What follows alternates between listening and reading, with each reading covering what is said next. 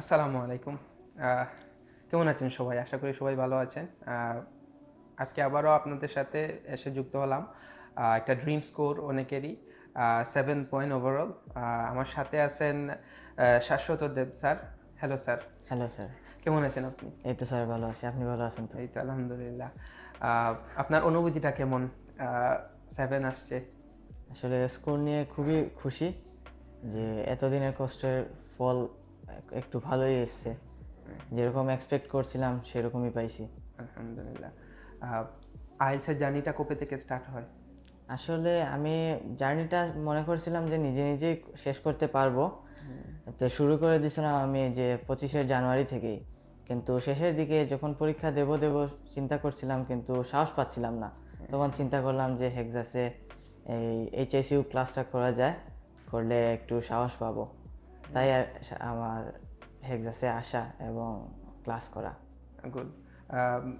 আপনি মেইনলি আপনি হচ্ছে গিয়ে যে আপনি নিজ থেকেই প্রিপারেশনটা নিয়েছেন, হ্যাঁ, পরবর্তীতে আপনি এইচএসইউ কোর্সটা আমাদের এখানে করেছেন। হ্যাঁ, হ্যাঁ। এইচএসইউতে অ্যাডমিশন নেওয়া থেকে শুরু করে এই পর্যন্ত যে ফেসিলিটিসগুলো পেয়েছেন, কেমন আপনার কেমন ওইটা ফিল হচ্ছে, বা কিভাবে আপনি ফেসিলিটিসগুলো পেয়েছেন? ফ্যাসিলিটিস বলতে আমি খুবই ভালো ফিডব্যাক এবং খুবই ভালো সুবিধা পেয়েছি। কারণ যে সাহস পাওয়ার জন্য আমি আসছিলাম, সে সাহসটা আসলে ক্লাসেই স্যার ম্যাডাম দিয়ে দিছেন। এই রেগুলার চেকিং, তারপর ফিডব্যাক, এই রেগুলার টেস্ট নিতেন। ওই টেস্টের মাধ্যমে ওনারা আসলে কনফিডেন্ট করে দিয়েছিলেন যে পরীক্ষাটা আসলে শুধু একটা মক টেস্টের মতো হয়ে যায় এরকম। তো ক্লাসেই ম্যাডাম ম্যাডাম যখন কোনো সমস্যা হতো, ম্যাডামকে বললেও উনি হেল্প করতেন, বা স্যারকে বললেও উনি হেল্প করতেন। খুবই খুবই হেল্প করছেন, স্পেশালি রাইটিং এবং স্পিকিং নিয়ে। এই রাইটিংয়ে আমাদের সাইমন কবির স্যার ছিলেন। উনি যখন আমি সমস্যা হয়েছিল ওনার কাছে গেছিলাম, উনি আমাকে খুব সহজে বুঝিয়ে আমার সমস্যাটা দূর করে দিয়েছেন। গুড। মক টেস্ট কয়টা দেওয়া হয়েছে আপনার? আমি আসলে হেক্সাসে মক টেস্ট দুইটাই দিছি। দুইটা দিয়েছেন। হ্যাঁ, প্রথম মক টেস্টে কত আসছিল আর সেকেন্ডটাতে কত আসছিল? আমার আসলে দুটোতেই 6 আসছে। 6 আসছে। হ্যাঁ, কারণ আমি যে মক টেস্টগুলো খুব ব্যবধানে দেইনি। মাঝখানে শুধু একদিন ছিল, তারপর আরেকটা মক টেস্ট দিছিলাম। আচ্ছা।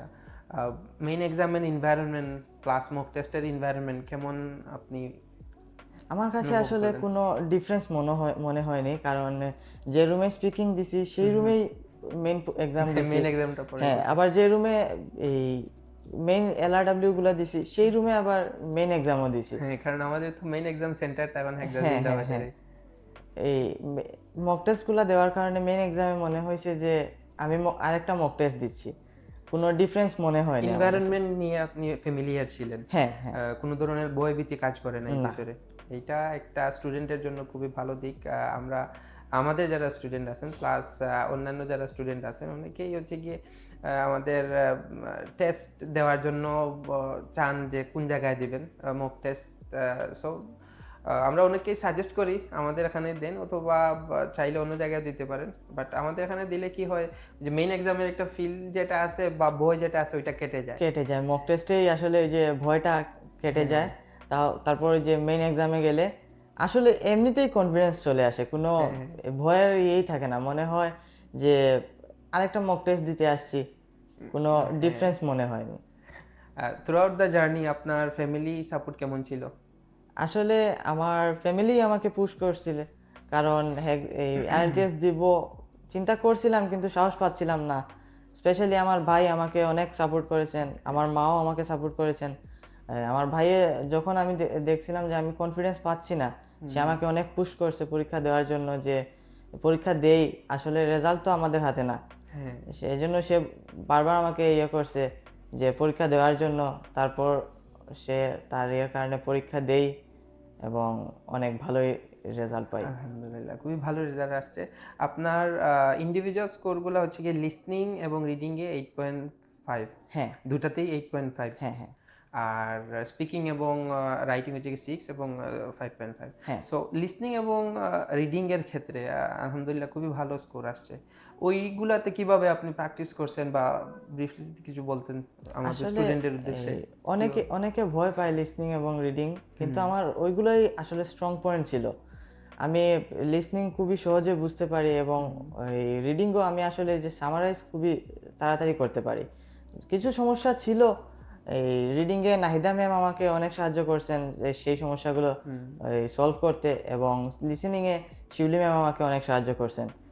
আমার অনেক সমস্যা ছিল, আমি একটা পার্টিকুলার স্কোরে এসে আমি স্টাক হয়ে গেছিলাম। তখন ম্যাডামকে ওইটা কিভাবে মানে আহ, কিভাবে পার হলেন ওই সিচুয়েশন থেকে? তখন আমি আসলে ম্যাডামকে বললাম আমার প্রবলেম নিয়ে। ম্যাডাম বললেন যে সলিউশন দিলেন কি কি করা যায়।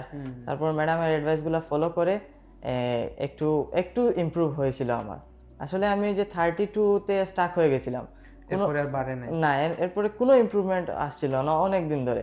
তারপর ম্যাডাম যে অ্যাডভাইসগুলো দিলেন ওগুলা ফলো করে দেখলাম যে আসলে একটু ইমপ্রুভ হচ্ছে আস্তে আস্তে। যাই হোক আলহামদুলিল্লাহ মেইন এক্সামে ওইটার মানে আপনি ফুললি ফলটা পেয়েছেন। হ্যাঁ, হ্যাঁ। আর তো কোন দেশে যাওয়ার প্ল্যান আছে আপনার? আসলে আমি চাচ্ছিলাম যে স্কলারশিপ নিয়ে ইতালিতে যাব, আচ্ছা। কারণ ইতালির এডুকেশন কোয়ালিটি এবং অনেক শুনেছি, তাই আমি ইতালিতে যাবার প্ল্যান করছি। আলহামদুলিল্লাহ খুবই ভালো। আশা করি আপনার ইতালি যাওয়ার প্ল্যানটা সাকসেসফুল হবে, কারণ আইএলস যেহেতু স্টার্ট করছেন প্লাস এখন আলহামদুলিল্লাহ খুবই ভালো একটা স্কোরও আসছে। ইনশাআল্লাহ আপনার যাওয়াটা আপনার সুফল হবে ইনশাআল্লাহ। আর দোয়া রইল। আর আপনার যদি কোনো মতামত থাকে আমাদের যারা নেক্সটে সিট করবেন এক্সামের জন্য, তাদের জন্য কোনো ইনফরমেশন যদি পাস করার থাকে বলতে পারেন। আমি যদি বলতে চাই আসলে সবাইকে বলবো যে হেক্সাসে রেজিস্ট্রেশন করে এবং হেক্সাসেই পরীক্ষা দেন, কারণ কম্পিউটার বেসড পরীক্ষা মক টেস্ট যেহেতু একই জায়গায় দিচ্ছি, মেন এক্সামও সেম জায়গায় দেব, কোনো ভয় কাজ করে না। তাহলে এটাই হবে যে মেইন এক্সামটা মনে হবে আরেকটা মক টেস্ট দিচ্ছি। ফ্যামিলিয়ার থাকবে। হ্যাঁ, এনভায়রনমেন্টের সাথে খুবই ফ্যামিলিয়ার হয়ে যাবে। হ্যাঁ, ওইটা। Thank you very much for your kind information.